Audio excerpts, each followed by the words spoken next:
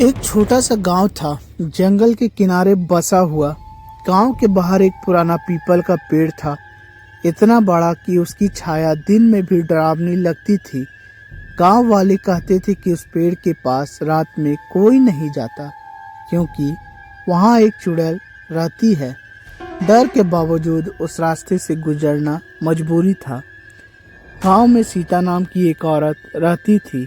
सीता सीधी सादी थी, मेहनती और अपने पति के मौत के बाद अकेले ही जिंदगी चला रही थी।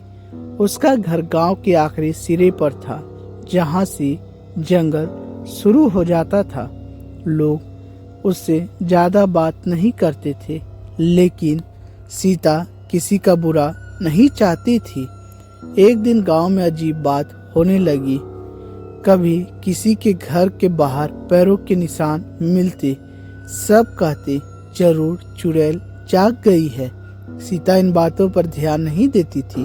उसे लगता था कि डर के बावजूद लोग वहम में जी रहे हैं। लेकिन एक रात वह चूल्हा बुझाकर सोने जा रही थी, तभी किसी ने उसे पुकारा, सीता। वह चौंक गई। घर के बाहर सन्नाटा था। उसने दरवाजा खोला, पर कोई नहीं दिखा। अगले दिन भी वही हुआ। फिर तीसरी रात जब सीता डरने लगी थी, चौथी रात आवाज आई तो उसने हिम्मत कर पूछा, कौन है? आवाज में धीमी सी हंसी गूंजी, ठंडी और डरावनी। अचानक उसे लगा कि किसी की परछाई पीपल के पेड़ की ओर जा रही है। सीता का दिल जोर से धड़कने लगा, लेकिन जाने क्यों उसके पैर खुद ब खुद उस दिशा में बढ़ गए। पीपल के पेड़ के नीचे पहुंचते ही ठंडी हवा चलने लगी।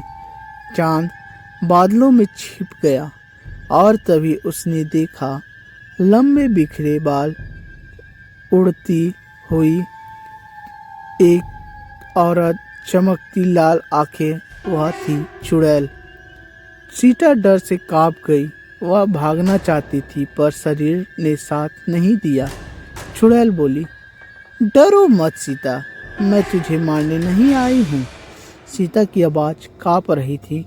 तो फिर तुम क्यों बुला रही हो? चुड़ैल कुछ पल चुप रही, फिर बोली, क्योंकि तू मेरी जैसी अकेली है। यह सुनकर सीता हैरान रह गई। चुड़ैल ने अपनी कहानी सुनाई। वह भी कभी इस गांव की औरत थी। उसका नाम राधा था। लोग उसे झूठा इल्जाम लगाकर उसे जंगल में छोड़ आए। भूख, दर्द और नफरत ने उसे चुड़ैल बना दिया। गांव वालों ने मुझे राक्षस बनाया। चुड़ैल बोली, पर तू अभी इंसान है। सीता की आंखों में आंसू आ गए। पहले बार चुड़ैल ने डर कम और दर्द ज्यादा महसूस हुआ। चुड़ैल ने कहा, मैं तुझे नुकसान नहीं पहुंचाऊंगी, पर गांव छोड़ दे, या तेरा भी वही हाल होगा जो मेरा हुआ।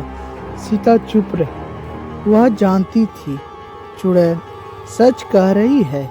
अचानक दूर से कुछ आदमी लाठी लेकर चुड़ैल की तरफ चिल्लाते हुए आ रहे थे। चुड़ैल, चुड़ैल, वह चिल्ला रहे थे। सीता ने हिम्मत जुटाई, आगे बढ़कर बोली, यह चुड़ैल नहीं, यह भी हमारी तरह एक औरत है। गांव वाले रुक गए। पहली बार किसी ने चुड़ैल के लिए आवाज उठाई थी, लेकिन भीड़ नहीं मानी। उन्होंने आगे आए। चुड़ैल पीछे हटी। उसकी आंखों में गुस्सा और दर्द दोनों थे। उसने सीता को देखा और कहा, तू अच्छी है इसलिए बच जाएगी। एक तेज हवा चली, धुआं उठा और चुड़ैल गायब हो गई। अगली सुबह पीपल का पेड़ जला हुआ था, लेकिन गांव में उसके बाद कभी कोई अजीब घटना नहीं हुई। कुछ दिनों बाद सीता गांव छोड़कर चली गई। कहते हैं जाते जाते उसने पीपल के पेड़ के पास एक दीपक जलाया था। आज भी गांव वाले कहते हैं चुड़ैल मरी नहीं, बस सो गई है।